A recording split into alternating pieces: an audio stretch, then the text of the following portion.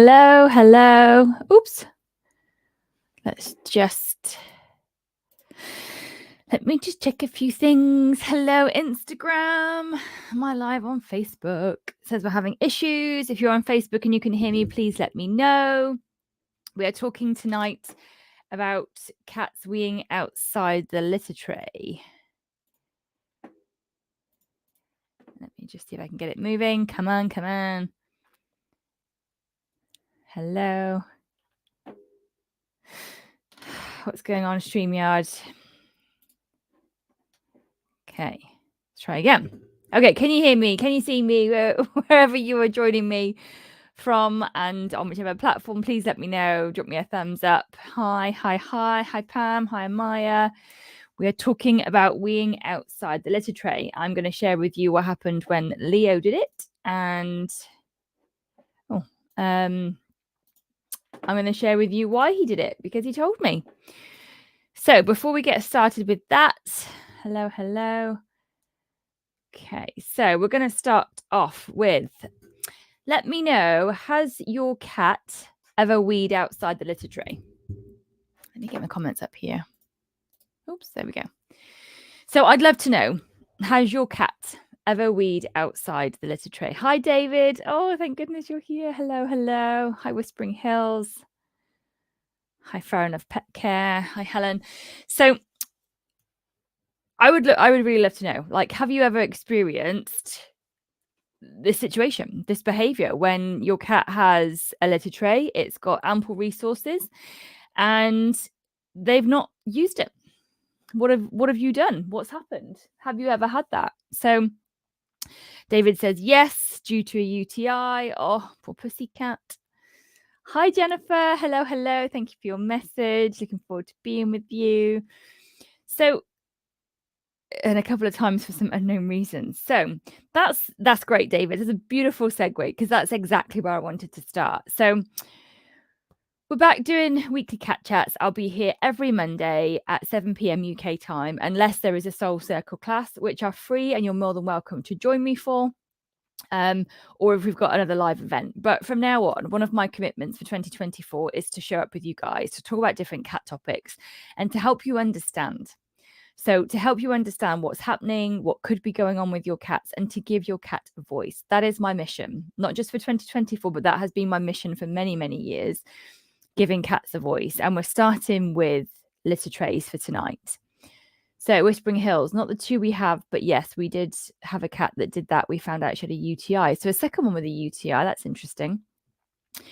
Pam says, my old cat did, and we found out she had stage 3 kidney failure. Oh, bless them. So that's a great place to start. So when a cat is weeing outside of the litter tray, there is something wrong. There is something they are trying to tell you. I can guarantee you, cats are not doing it to upset you, to annoy you, to prove a point. That is human emotions, right? Cats don't work that way. I've been working with cats now for, gosh, dear, nearly 15 years. And that's not the way they're wired. They don't do things just to upset you. They are doing it for a reason. Every single behavior has a reason. When I work with people, whether that's in the Become a Solid Guardian program, whether it's with my one-to-one clients, it's one of the foundations that I share with people is that you have energy. Energy creates or is connected to or is because of an emotion, and the emotion leads to the behavior. So when you have a behavior that you don't like or that you don't want from your cat, it's actually not about you. And I hate to say that, but it's not. It's about the cat. Like Pam says, it's not out of spite. Never, ever. They're trying to communicate something to you. So for those of you who are, bless your hearts, you've had cats wee outside the litter tray because of UTIs or physical problems, it's heartbreaking. And yet the cat is probably in pain and discomfort.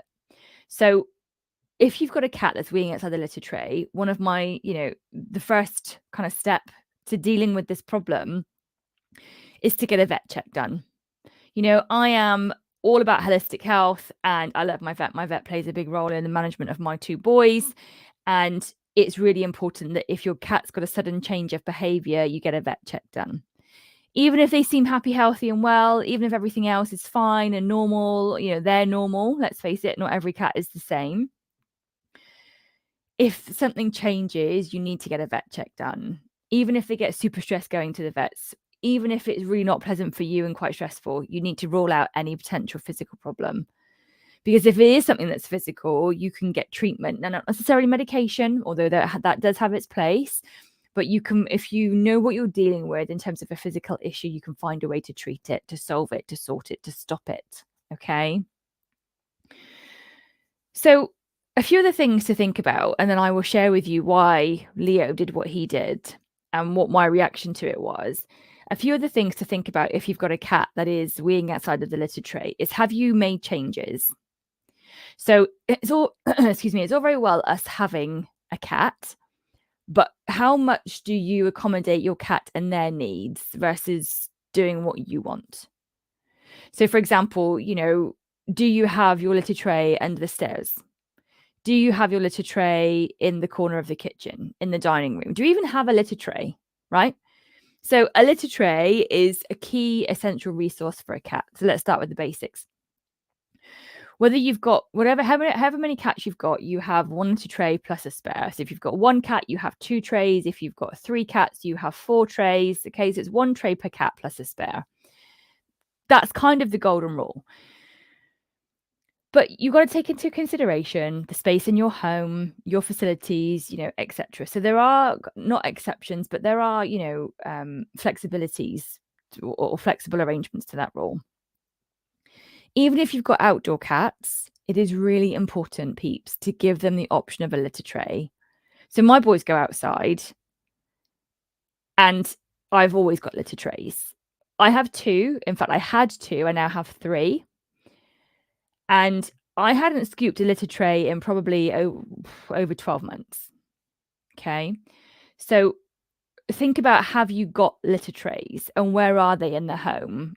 Where does your cat feel comfortable and safe?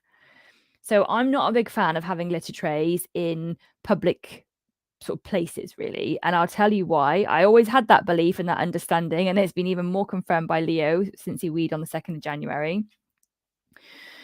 So a cat when a cat is using the litter tray, they are exposed, they are vulnerable. Now, cats are predator and prey animals, so they will do anything they can to minimize being in a vulnerable situation. So we need to give them every opportunity to feel safe when they are using the litter tray. Okay. There is this whole debate about covered, uncovered, and I'm not going to go into that too much tonight because I really want to talk about Leo weeing on the chair and what I did with it and how we worked together. So, covered, uncovered, substrate, soil, liners, no liners, that's a whole other conversation. I'm not getting into that. But it's important to realize that you should be, I don't say should very often, but it's kind of essential that you are offering your cats a litter tray. If you've got a cat that regularly goes outside, great. But what if something happens? What if they are chased by another cat home? What if they experience some form of traumatic event outside? They need to know that in their safe space, in their core key territory, which is their home, your home with them, they need to be able to feel safe and use a litter tray. So we've had a covered and an uncovered litter tray for a very long time. Baby Max seemed to prefer a covered one when we had him. Leo, when we had him, had uncovered. And we set Leo up in the spare room downstairs. Baby Max was in the extension because Leo was obviously in the house when we had him. And everything's kind of been fine for a good while. So my husband and I, we separated a while ago now.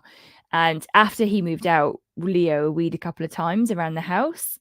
And I got a bit of an intuition or an intuitive nudge or understanding as to why he did it. But I have to say, where I am now in terms of how much I can connect with him and understand him and receive him is nowhere near where I was back then. So probably, I don't know, 2.5 years ago, maybe something like that. And when Leo, because Leo was never a weir. We had him for at least 2, maybe 3 years before we even saw the first wee. And now, since my husband's left, or ex-husband, I should say, we've had a couple of instances of Leo weeing. I went away to, I did Raw Pet Medics a couple of 2 months ago, and Leo weed on the TV stand. And then we've had another instance on the 2nd of January. Now, my word for 2024 is growth. So in the Become a Solid Cat Guardian program, we had our end of month call in December. We talked about what we did, a review of 2023. We looked forward for 2024. And we all said that, we all chose a word, and my word was growth. And oh my goodness, did my boy bring that to me on the 2nd of January. There was no easing me into it whatsoever. So my sister stayed over Christmas, and that wasn't unusual. It wasn't common, but she had been to stay once before. We'd had no instances. She stayed over Christmas, and then we had a couple of nights apart, and then she came to stay again on New Year's Day night. Came down in the morning, and I found that Leo had weed on the chair. So what do you do when you find something you don't like? What happens? What emotions come up? So I was angry to start with. I was frustrated. I was irritated. I was kind of disappointed as well. And I stood there looking at this new chair. They've only had 4 months. It was quite expensive. I haven't bought new furniture for years because my husband and I didn't. And I'm looking at this chair with this massive big pile of wee on the side of it. And I was like, right. Stress, says Pam. Absolutely. So I stood there and looked at it.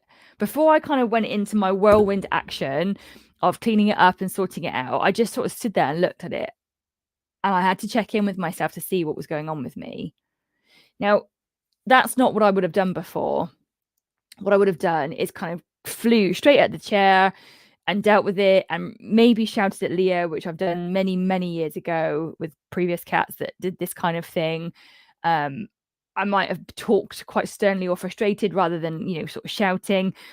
But I chose to do it differently. I stood there and I thought to myself, this is happening for me. My cat has weed on my chair for me. Now, how many of you have ever had that perspective or approach? Like, give me a thumbs up in the chat. Have you ever looked at cat wee and thought, my cat is doing this for me? I tell you, it was a conscious perspective choice. Like I said, I had to stand there for a second, for a moment, and look at what was ahead of me and almost kind of recalibrate myself. Because when I saw it, I was like, oh, buddy, seriously? The flap was open. The cat flap was open, but it was pouring with rain. Now, I mean torrential rain. And we've had it once before when it's been really bad rain and Leo has weed in the house and not gone outside and not in the litter tray. And back then, I just was like, oh, he's stressed, it'll be fine. Didn't think to kind of connect with him. Anyway, this time I'm stood there, I'm looking at the wee. And I was like, oh, for goodness sake, seriously, what is your problem, cat? Come on. Did exactly that. I took a deep breath and I was like, right, this is happening for me. How can I grow with this? And then I sprung into action. So I'm getting all the towels from upstairs, turn the chair on its side, patting it down, trying to dry it off, using, a spray, a homemade remedy before anybody asks, of vinegar, lemon and lemon juice to sort of spray on the wee. I was stood, because there was some of it on the floor, stood on a towel on the wet patch on the floor, which is where the picture came from that I posted a couple of days ago. And my sister was in the kitchen, God bless her, and she was just kind of out the way, and I was really quiet. When I am processing, I'm such a huge introvert, not that you'd think it with me doing these kind of lives, but I'm a huge introvert. So I went really insular. I went really, really inward. And, she sort of said, oh, and do you have? I was like, no, I'm fine. You kind of just I just need to be in my zone and sort this out myself, So God bless her. She came back upstairs with her coffee kind of out the way. And I stood there in the situation. So before I let my head go off the charts with crazy worry and, doubt and fear and what's going on and what's wrong with him and da da da da. Before I let myself go down this spiral of, for goodness sake, what's going on? How can this be? Why has he done it? You know, I didn't do any of that. I actually just stood there and looked at where I was and was kind of like, right, how am I going to deal with this? The priority is try to save the chair. That was my priority. Leo was already on the windowsill in the downstairs spare room. So mine was like, right, let's put this in perspective. So dry the chair as much as possible, made some hot water bottles to put on top of a towel to try and dry the chair out, continue to put the spray on it, alternate between towel, hot water bottle spray, towel, hot water bottle spray, try to salvage the chair. You also use hydrosols once the chair is dried out quite a lot, just as a sideways tip for anybody that might find it useful. If you're dealing with a cat that has weed somewhere, yes, there are different sprays online and things. I tell you, there's nothing better than a hydrosol, which is my mind's gone blank. I was thinking of which book is it, and I was going to point to my book, and it's not this one, it's the other book, The Aromatic Cat. So a hydrosol is kind of like a water-based version of an essential oil. It's got some of the components of an essential oil in the water that was used to distill it. So it's basically kind of like a diluted version of an essential oil, to be really crass about it. So I use geranium because geranium is balancing. Now, if Leo's weed on the chair, or if Leo's weed anywhere outside of the litter tray, and not including outside, if he's weed anywhere in the house, he's unsettled. He's trying to tell me something. So he's not grounded, he's not balanced. And that's what geranium does. So I sprayed geranium hydrosol. I also went to then use peppermint hydrosol to find that I didn't have any. So that's on order now. So those are my go-to. I also use rose hydrosol around the area. So when Leo goes back to that space, and I actually was on my hands and knees earlier today, ready for the live tonight, sniffing the corner of the chair, I can smell like not wee, but like a kind of a funky smell. You know, it's a mixture between wee and vinegar. And I need the peppermint hydrosol because I'm going to put the peppermint spray there. So rather than using any commercial products, that's what I use. You know, Naturally Cats, where are we here? Natural approach. So I use a homemade cleaner, and then I use the hydrosols to get rid of the smell. So tried to sort the chair. Then I went into the downstairs room, and Leo was on the windowsill, and I said to him, like, thank you. And that might not be the first response that you have if you find something like this when you come home, you know. And I went over to him and I said, thanks, buddy. You know, I really appreciate you telling me that something is wrong. Because that's what he's doing. He's not doing it to spite me. He's not doing it to anger me, to irritate me, to prove a point, to wind me up, to upset me. Like, he's not doing it for any of those reasons. He's doing it to communicate something to me. And what I wanted him to know is that I got the memo. Would I prefer it in a different way? Absolutely. Could he have done it somewhere else? Most definitely. But if he had, it wouldn't have been the same message. So you see, everything happens for a reason. Everything is happening for us. So if he hadn't redone that chair, I wouldn't have been inspired to do the live about it tonight.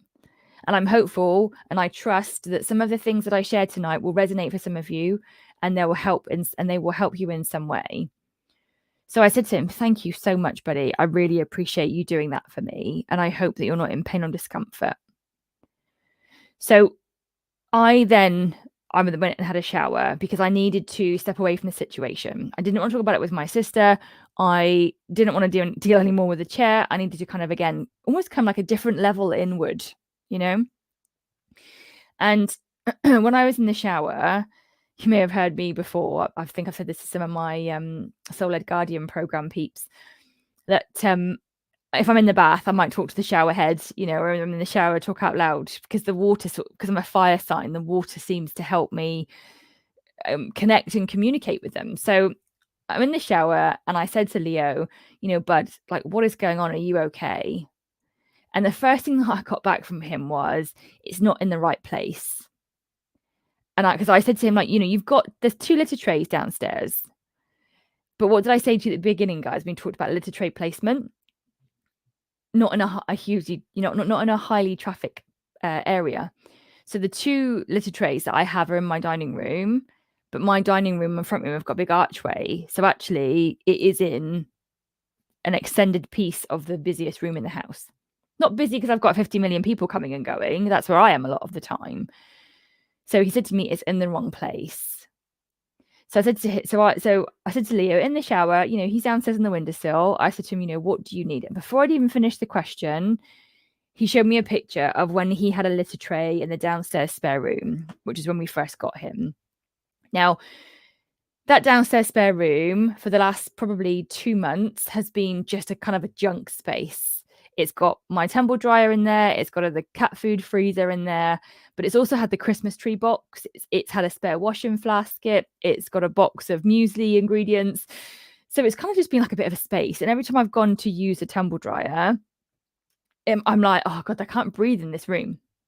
It's also the room where the cat flap is, and the boys sit on the window if it is raining to look out into the garden. So straight away I was like, right, I need to clear the room and I need to put a litter tray in there, which is where Leo's litter tray always was. When we first got him, when he came home to us, that was where he had his litter tray. And he's not had one there for a while. Like I said, I haven't scooped a litter tray in God knows how long. So that weekend I cleared the room and I put the crap away and I've put a litter tray in there. And no one's weeding it yet. I think it's been baby Max that's gone in and out of it because there's been a little trail of litter going from the open part of it out of it.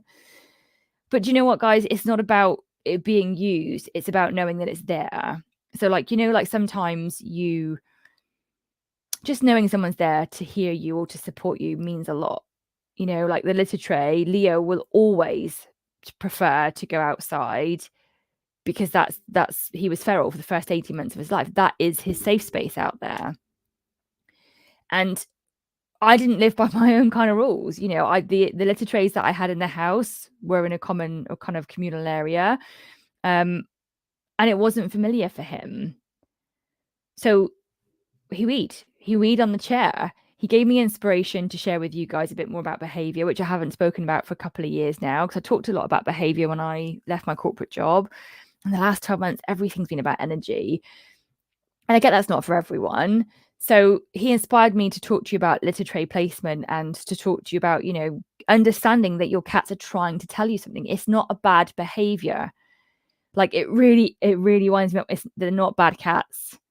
Like you might be at the end of your tether. You might be absolutely losing your shit if it's constant, if it's ongoing, if you haven't found the root of the cause or found the answer or been able to stop it, but they're not bad cats. Can we just kind of understand that for a minute? Like peeps, they're not bad cats. They're trying to tell you something.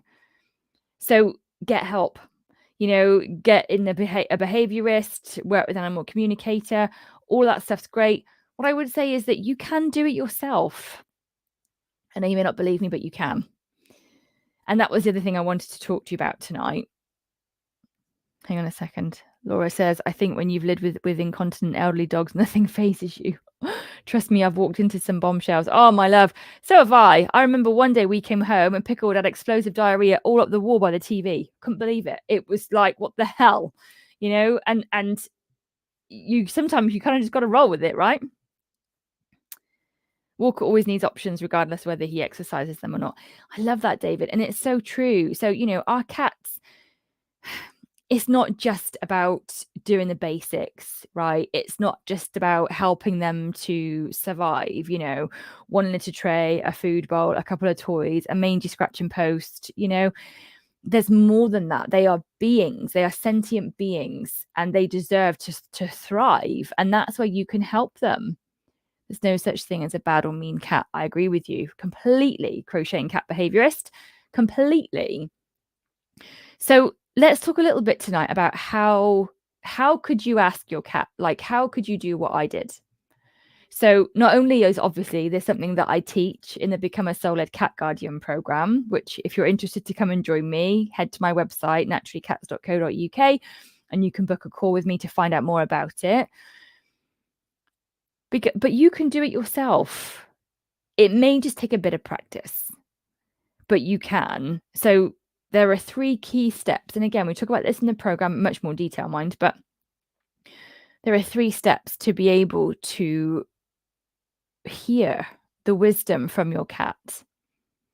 So I hope you got your pens and paper ready, people.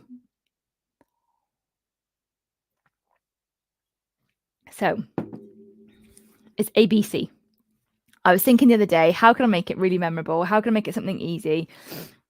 And again, in the shower, funnily enough, it came to me, it's your ABCs. Okay. So A moment of stillness. So like I said, I've been working with cats for years, and I still need to create a moment of stillness before I connect, even with my boys. Now, there's different kinds of connection. I can connect with them, like having cuddles, meditating with them. If you've seen my story on Instagram, the three of us meditated earlier. Oh, it was lush. So, sorry, I was distracted. Thank you, Tiffany. Tiffany just said this information is so very helpful. I'm really glad, because sometimes I wonder if I'm just talking to the ether, and so thank you for saying that. So a moment of stillness. If you've watched any of the weekly wisdoms, so that's me connecting with the cats every single week, what do you see me do? I usually push my chair back, close my eyes, and take a breath. You'll see my shoulders drop, my brow and my face soften. I open my eyes, I come back forward, and I look at the picture of the cat on the screen. See, I need to take a breath to come into my heart space, because my head and my heart are very different things. They have very different connections with the world. My head looked at the we on the chair and was like, oh shit, something's wrong, and then was like, whoa, I came into my heart space. My heart space was like, just stand in the moment and notice what's going on for you. And then I went into action. So a moment of stillness, whether that's closing your eyes, catching your breath, sitting on the edge of the bed, sitting in the toilet with the door shut, I don't care what it is, but to be able to receive the wisdom and essence of your cat, to hear their soul, to hear their thoughts, you need to meet them in the stillness. I appreciate that might not be for everyone. There may be some of you that think of stillness and want to go and run a mile the other way. There might be some of you that actually want to run towards the stillness and everything in between. And again, we talk about ways to create and cultivate this stillness in the Soul-Led Guardian program. So it's finding stillness, okay? The second, so your B, ABC, a moment of stillness. The B is your breath. As I said to you, when I connect with weekly wisdoms, I close my eyes, stillness. I take a deep breath, and then I come into my heart space and connect with the cat. So if you are in the energy of, for goodness sake, I don't know, let me think of a name.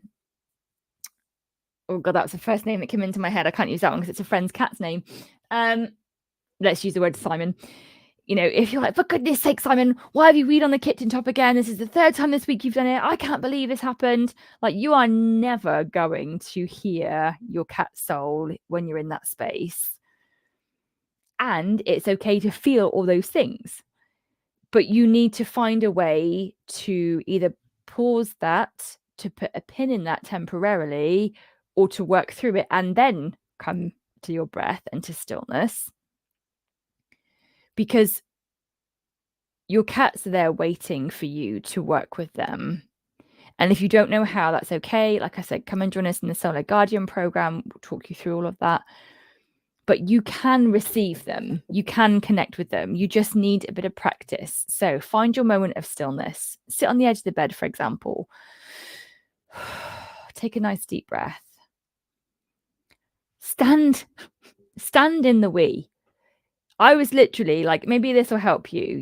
If the next time, like, you have a bit of drama or a bit of trauma or something goes wrong, like, stand in the we, and just be present with what's going on for you in that moment. Because again, cats are very present animals. Yes, they can have trauma from previous times, past lives, previous years that they've been born, etc. Yes, they can have blocked energy, but most of the time, cats are very present.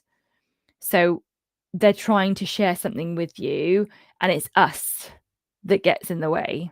It's us. It's the humans that are thinking and worrying and doubting and fearful and everything going wrong. It's the humans that project onto the cats. He's naughty, he's bad, he's doing it wrong, he's doing it to upset me, and 50 million other things. When you can sit with this stillness and kind of let that flow, let those thoughts come out, let those emotions come up, Once all that crap is gone, once you've dealt with all of that, then you can hear them, then you can receive them. And that's step C, connection. That's when you can receive them. That's when you can take a moment, come and find your center.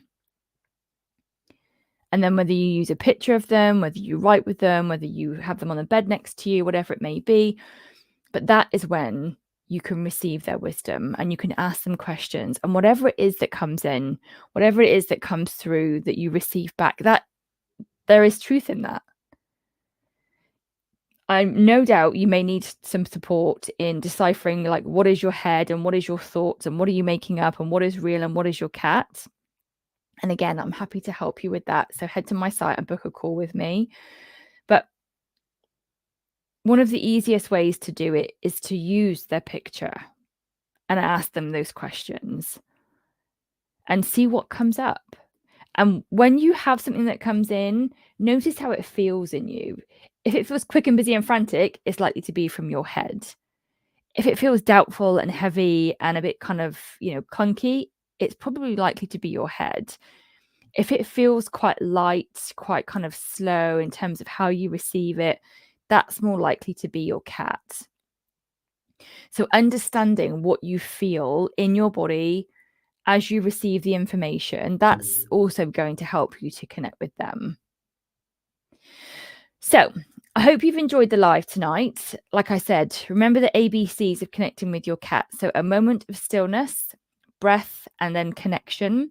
If you need help with any of those or you want some extra tools and tips as to how to use them, like I said, come and join us or consider joining us in the Become a Soul-Led Cat Guardian program. We cover all of that. You can find more information on our website, naturallycats.co.uk. And please remember, everyone, that your cat is not bad. They are not naughty. If it's a behavior you don't like, that's understandable, but don't project your perspective of good or bad onto your cat. Because imagine how you feel when you do something and someone doesn't like it. Imagine if your mum or your friend or a colleague said something to you, passed a comment, didn't want you to come and join them at the meeting next time because they didn't like the way that you spoke to them or the way that you acted or the way that you turned up with your laptop. Or imagine if one of your parents said, but I don't like the way that you talk about your friends. Imagine if one of your friends said, well, I don't like the way that you feed your cat. There is so much judgment out there already from others, and we bring a whole host of it to ourselves. We don't need to layer that in with our cats as well. So if your cat has weed outside the litter tray, please remember it's not good or bad. They are simply trying to connect with you and tell you something. So give your cat a voice and do your ABCs, a moment of stillness, breathing, breath work, and connection. And if you're still stuck, get some help. Don't let your cat struggle. If your cat is talking cat and you are talking human and you can't find a way to come together and to hear each other, get an interpreter. I offer that kind of service. You can get animal communicators, you can get energy practitioners, you can get so many different types of people, behaviorists and all sorts. There isn't one way to solve a problem when it comes to the situation with your cat. It could be you need a different litter tray. It could be you need different litter. It could be you need to move the litter tray. Like, who knows? But you can ask your cat. It will save you a whole host of world of trouble. Like, I didn't take Leo to the vet. I know I circle right back to what I said at the beginning, which was if your cat does something out of their normal, get a vet check. I didn't feel like that was the right thing to do. Leo, it was a one-off. The last time he did it, we did get a vet check done. And I was able to understand from him what it was that he needed. So remember, you can connect with your cats. A, B, C, a moment of stillness, breath work, and connection. So I just want to say before I wrap up, thank you so much to my boy. Let me get his photo. Oh. Whoops. Let me put him on Facebook. Oh, no, Instagram. There we go. So a big thank you to my boy, who is so dear to my heart. He is one of my biggest teachers right now, and I know that I asked for this year to be about growth, and within the second day of that year, this is what he brought me. So I'm thankful to him that I've been able to share with you all tonight what happened when my cat weed on the chair, how I dealt with it, what happened, how it kind of rolled out for us. And I hope that with the information that you've heard tonight, something has resonated for you. You've found a handy, helpful hint or tip that you can try. And don't forget, my loves, that your cats aren't good or bad. They're trying to communicate with you. So make some time and take some time to listen and see where that takes you. Thank you for being here with me tonight. I hope that you've enjoyed it. And I will see you. Just double check we've not got a class next week. Yep. Oh. Right. So no, we don't have I don't have a live next week because that reminds me I need to email the peeps. On Wednesday, we are doing a round table. So I've got 3 of my program participants coming to join me live for a round table event, and they are going to share with you their experience of the Soul Led Guardian program. So be sure to join us next Wednesday at 7:30 p.m. UK time. I do need to email them all to confirm they're still up for it, but I will pop some information out on social media. So drop a comment below if you found this session useful tonight, and I will see you again next week. Take care, everyone. Bye for now.